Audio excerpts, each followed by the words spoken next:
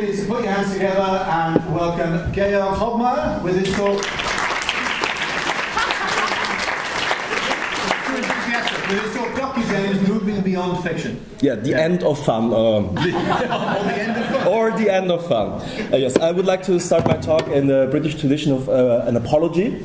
I only had English for 3 years in school, so I hope you can understand my grammatically incoherent ravings over the next half an hour. So, as we all have understood already, my name is Georg Hobmeier. I'm a media artist and game designer, and I'm speaking today on behalf of two entities, the German game design studio Causa Creations and the Austrian art collective Gold Extra. I think you can already grasp the difference, neat company logo and, yeah, stolen from Queen. Now, what are Docu-Games? Oh, that was a mistake. Yesterday I met two Swedish gentlemen in the queue, and they asked me, so what are you doing here? Yeah, I'm giving a talk about Docu-Games. And they were like, what? What are Docu-Games? I never heard about Docu-Games. And the fact is, there is no Wikipedia article about Docu-Games. So we have to ask ourselves the question, do Docu-Games exist? Does anything exist without a Wikipedia article? So we actually have to go on a quest now, like in the spirit of adventure games, and find where we could find these traces of Docu-Games. There is actually a small subsection under immersive journalism where Docu-Games are mentioned, but let's go and venture out into the wilderness. Well, obviously we have to start with documentary film, something that Docu-Games clearly want to connect to. Let it be stated for now that films are, of course, of a really, really different nature than games, and the humble beginnings of film themselves, with the exception of animations, were of a documentary nature. I think some of the first films were, for example, like a train entering a station or workers leaving a factory. So we can say that most films capture reality through cameras, while games are an expression of rules and code. So let's go back to the very beginning of games too. This is a marvelous example from the 1950s. This is Bertie the Brain, basically like a digital version of an analog game, admired by the amazing Danny Kaye at this point. Very, very non-documentarian, of course. Another example is, for example, we all know this game, don't we? It's the... Adventure. Yes, or Colossal Cave Adventure.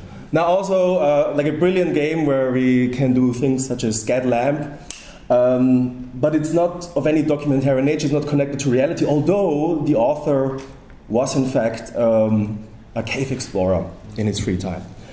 It gets a little bit more interesting if you look at military applications of gaming, or that even precede the beginnings of digital games, particularly simulators or simulation games.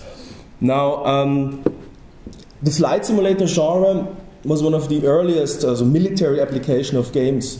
And even before that, there were analog versions of that. It was very expensive to take someone who couldn't fly an airplane into like an actual airplane, teach him to fly, while he had to fight the Red Baron, for example. So they invented these neat little machines. I think that's something from the American Army in the 1930s. So people could actually learn to fly. And after the Second World War, of course, there was a huge explosion in funding for this kind of applications. Simulation of nuclear warfare, the simulation of fighter jets, but then also going slowly into civil aviation. So these were like very, very strong, I would say strong but in kind of invisible genres of an application for kind of a game thing. So it was only in the 1980s when this kind of development slowly went into a more commercial market or like a consumer market where people could play, for example, games like F-18 Interceptor. If you look back now at these games, they're absolutely dreadful. You just see these lines, and then like these lines over there, and then there's a lot of thing coming, and it's the enemy, and you have to go up. So in terms of usability, they're a nightmare and have little to do with reality. But that was the entertainment of the 1980s. Now, out of this, several markets emerged. Well, the mass consumer market, but also a civil educational market, what we call serious games. The dreadful serious games that everyone despises because they are unfun by nature. In the recent years, however, we have seen emerging gray areas, and that has a lot to do with the democratization of tools. That, as many of us here now, we finally have access to other tools, and we can. It's much easier for individuals to create games than it used to be like 20 years ago. So unruly designers started to ignore those borders, and new hybrid genres emerged. Designers could also say, hey, I don't want to make a game about orcs or elves, I want to make a game about poverty, or a Ukrainian man in his hotel that is afraid that his cat is being taken away. This also happens from the other side. This is like my earliest exposure to this sort of hybrids was this game, America's Army. Did anyone here play America's Army? Ah, yeah, shameful hands are being raised. It's actually, it's a very weird game because it is a simulation game, and you have to give credit to the American Army. That, you know, it makes it very realistic. 2 bullets are enough to kill you. You know, you can't take 15 bullets and run around and you bleed to death. At the same time, it's also incredibly vile propaganda, you know. It constantly repeats the idea, oh, you're the American warrior, and there's this guy with a beard over there, please shoot him in the face. So before I'm going to name like a few less unpleasant examples of so-called Docu-Games, I'm just going to want to set down a few properties. So I would say like Docu-Games are non-fictional. They are a translation of reality into a game. Most of them involve a certain kind of research and or a strong personal connection. There's also autobiographical games who are for documentary nature. And then there's an additional design goal, and this is already where the problem starts: transfer of knowledge or the establishment of some kind of empathy towards what is being portrayed. Now, I want to start with kind of a very, very known game called Phone Story. Who here has played Phone Story or heard about it? Oh, not that many. That's quite interesting. So Phone Story is by Molle Industria. It's a fantastic small collection of mini-games that tell you how your phone basically was made, how it was being manufactured, where the resources come from, the enthusiasm when the phone gets bought, and what happens during recycling. But it does so in very, very small bits and pieces. So in the first picture, you have to whip children to mine faster. In the second one, you have to prevent your workers from committing suicide.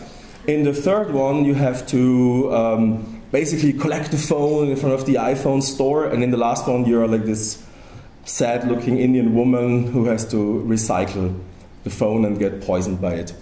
And the interesting thing is that the phone story is told by the phone itself. So the phone has this little face and it talks, and it's very cute.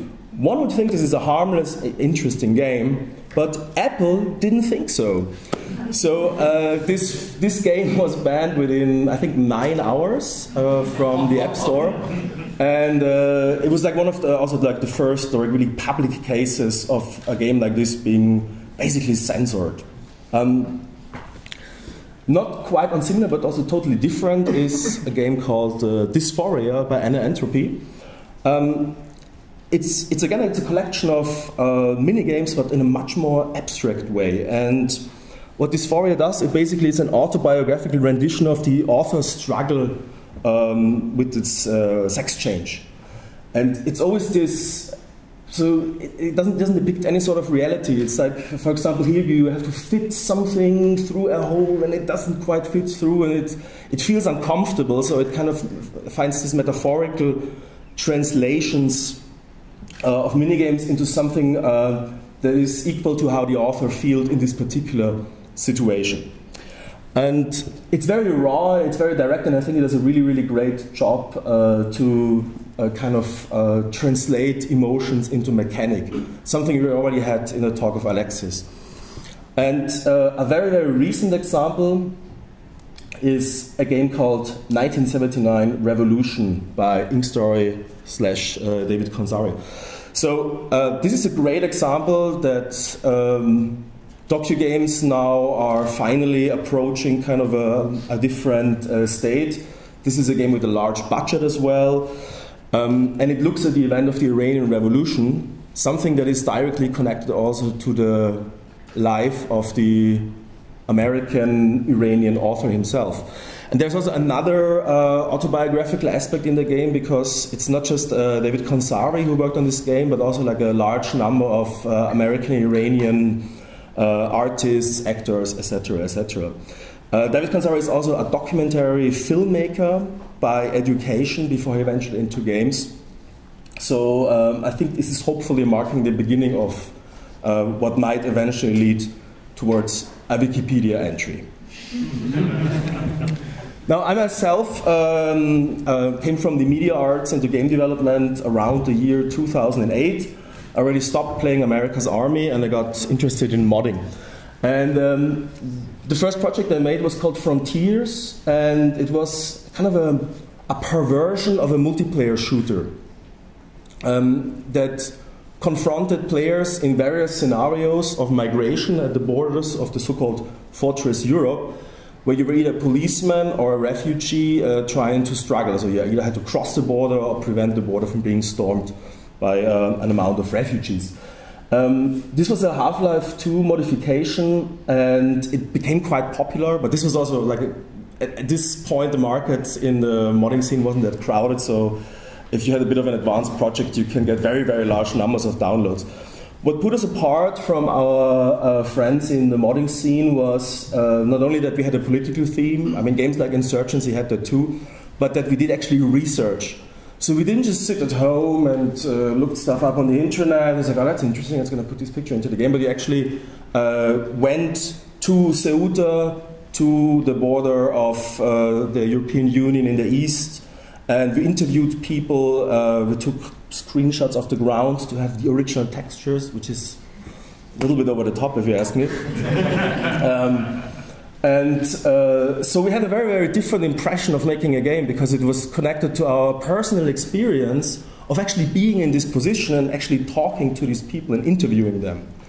And the game itself wasn't very good, I must say. It was like a fun playing catch multiplayer game, but it was more of a discursive tool that wanted to lure players into confronting a different reality through a computer game. But we got so hooked on the idea that we want to have more documentary footage in the game that we decided to work on a project called, that's actually the actual fence that we just seen. And then we went on to make From Darkness. Now, From Darkness is basically a prequel to Frontiers, and it addresses the causes of migration in Central and Eastern Africa. And it's also not a multiplayer game anymore, it's kind of more of a single-player experience. We had a lot of technical struggle in the very beginning, because when we started out, it wasn't very easy to work with video in game engines. It was actually incredibly difficult. You can only do it with the Cry engine around 2011, and the Cry engine, if anyone has ever worked with it, was not very nice to work with, and neither was Crytek to the people who wanted to work with the Cry engine. So we changed a couple of times technologies. Took us quite some time to figure out how this could eventually work, and also to fund stuff like that. But we did end up getting enough funding to go to Africa, particularly to Kenya and Uganda, shoot 45 hours of interview footage, which of course is way too much, but that wasn't my fault. And then blend it together into kind of like a hybrid of walking simulator with filmed material. I'm just going to give you like a few impressions of the game now. It's currently stuck in an alpha phase, I would say.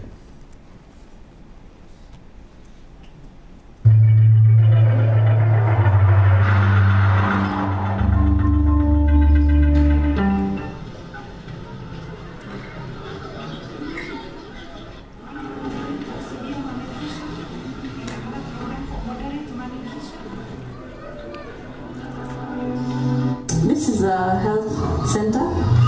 This health center was put up in 1998. The government has not invested in health facilities in the slum or in the informal settlements.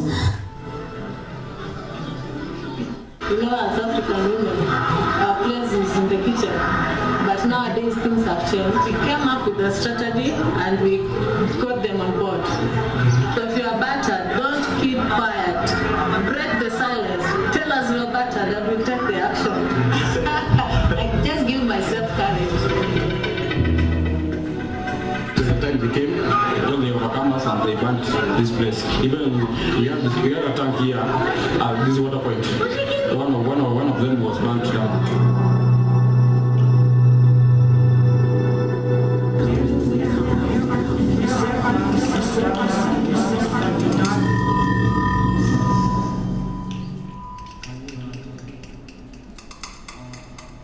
Dear Camille, this is my last entry. I haven't found you, and I did not expect to find you. But I found a lot of friends, and I want to tell their story and your story. Sorry, now I spoiled the entire game for you, so you know how it ends. No, there's no storyline in the sense that you have like great revelation. There's like a fictional storyline, like an old woman from Belgium who kind of follows the footsteps of her long dead daughter, who was a journalist in Eastern Africa. And then she meets all these people and basically talks to them. But this is, of course, all interview footage that we made ourselves in Eastern Africa. So it's a kind of a strange hybridization. Now, this is a completely different approach that we tried out. This is a game called Burn the Boards. That uses more like the means of abstraction and mechanics to tell a story. And it has also, as you can see, it's a completely different art style. And it was also made for different devices. This is a game for mobile devices. Just for the context, this is also a research project that was done with the Technical University of Vienna. It's a puzzle simulation about electronic waste recycling.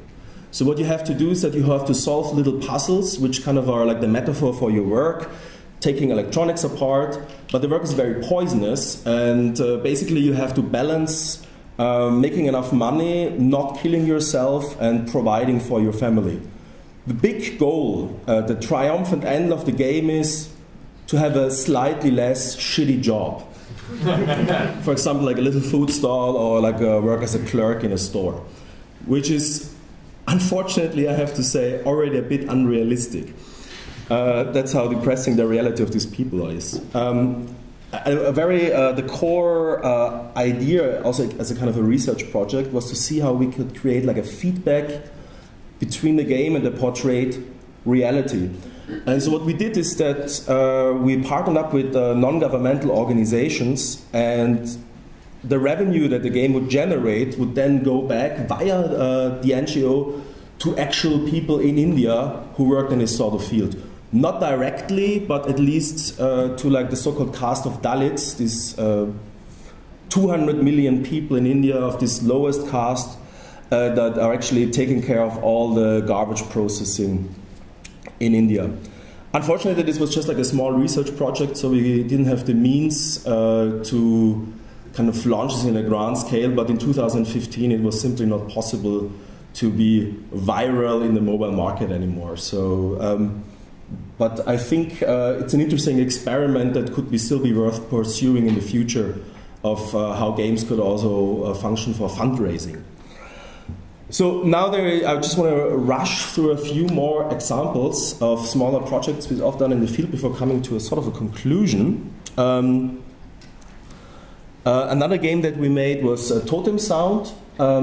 This was an action RPG with the Ethnological Museum of Berlin, who commissioned us to take a critical look of how they accumulated their Northwest American collection in the year 1881. And we made this action adventure about Johann Adrian Jacobsen, a drunken whaler with a great love for hunting, who went for the museum there in 1881 to kind of steal, collect, and plunder artifacts at local tribes. Another project with an ethnological museum was Seoul City. This was done with the Ethnological Museum of Zurich. This was a very, very interesting process. Well, first of all, it was done with, with like a Swiss museum, so that means we were paid adequately. It was really nice already. But also we had a lot of material to work from. Basically, with Totem Sound, we only had the biography of the guy and a bit of text. And here we had the work of researchers who have done like their PhDs on Eastern African street sellers, and particularly selling shoes. And we also had artists in Eastern Africa, in Dar es Salaam in Tanzania to be precise, who were working together with us to make the game. So all the art in the game, except of course for the icons, all these characters and the streets are actually streets in Dar es Salaam. And the shoe sellers that you would see on other screens who kind of advise you on how to play the game, they are also actually people who work there in this sort of profession. Now, what kind of is very different with Seoul City compared to the other games we've seen before, that it doesn't use narration as strongly as the other games. It really tries to work through the mechanics of what it means to sell shoes, to negotiate, but it doesn't use these large chunks of texts that are actually a little bit in the way of getting into the groove.